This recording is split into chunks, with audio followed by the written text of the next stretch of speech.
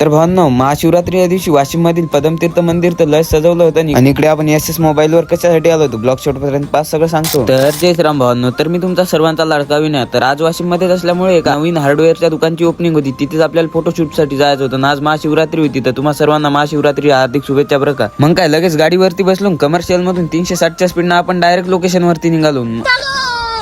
मग काय 360च्या स्पीडनं आपल्या सोनीला घेऊन लोकेशन वरती आलो. सध्या लोकेशन वरती पाहुणे मंडळीची काही धूमधाम दिसत नव्हती, त्यामुळे आपण कॅमेरा काढला आणि कॅमेरा घेऊन आपण पूजेचे 2-4 फोटोशूट मारले. मग काय फोटोशूट करणं झाल्यावर लगेच सत्यनारायणाच्या आरतीला सुरुवात झाली. आरती वगैरे झाल्यानंतर फक्त रिबिन कापायचीच बाकी होती. मग काय रिबिन कापली, लगेच विठ्ठलदानं इकडे रिबिन कापता वेळेचे 2-4 फोटोशूट मारले आणि लगेच मग काय विठ्ठलदा थोडा कॅमेरा चालू थकला होता. त्याला आपल्या ब्लॉग मध्ये घेतलं, त्यानं गोळीची फायरिंग केली. त्याला म्हटलं कुठे पण फायरिंग करत जाऊ नको, एखाद्याला लागली तर आबागी काम होऊन जाईल. विठ्ठलदानं दुकानच्या बाहेरून फोटोशूट घेतले आणि लगेच आपण विठ्ठलदानं शर्ट चेंज केलं. आपल्या सोनीला घेऊन 360च्या स्पीडनं एस मोबाईल वर आलो. मग काय एस मोबाईल वर आल्यानंतर आपल्या पंढरीदा आले मोबाईल पाहायचा होता आणि ते पाहायचा होता S25 अल्ट्रा. आणि त्या मोबाईलची प्राइस पाहून तर मी डायरेक्ट जागेवर हँग झालो. मग काय ते मोबाईल न बघता आपण छत्रपती शिवाजी महाराज चौक मधून मित्राची भेट घेण्यासाठी निघालो. इकडे बघतो तर काय 19 फेब्रुवारी जवळ चालती, त्यामुळे तयारी बी थोडी फास्ट मध्ये चालू होती बरं का. मग काय मित्राची भेट घेतली आणि लगेच आपण इकडे रसवंतीवर आलो, कारण की आपल्याला थोडीशी भूक लागली होती ना. आज महाशिवरात्री होती, उपवास होता, त्यामुळे आपल्याला काही जमत नव्हतं. त्यामुळे आपण उसाळा रस घेऊन टाकला. मग काय उसाळा रसाची 2 घोट मारली. निकट पेट पूजा करून आपण वाशिम मध्ये असलेल्या भव्य ठिकाणी निघालो, म्हणजेच पदमतीर्थावरती. पदमतीर्थावरती जात असताना आपल्याला एक मित्र भेटला, त्याला आपल्या ब्लॉग मध्ये घेऊन डायरेक्ट आपण पदमतीर्थावरती आलो. कारण की इथं आल्यानंतर थोडंसं मनाला समाधान वाटते बरं का. कारण की तुला मंदिरच असं आहे की गोल पाण्याच्या तलावामध्ये मधोमध हे मंदिर बांधलेलं आहे. पाण्याच्या मधामध्ये असलेल्या भोलेजींच्या मंदिरामध्ये आपण दर्शन घेण्यासाठी आलो. मंदिरामध्ये आल्यानंतर मंदिरातली सजावट एकदम ओके मध्ये केलेली होती. मग काय भोलेजींचे दर्शन करून आपण निघालो घराकडे. तोपर्यंत घ्या मग लाईक आणि फॉलो करून भेटू नेक्स्ट व्हिडिओ मध्ये.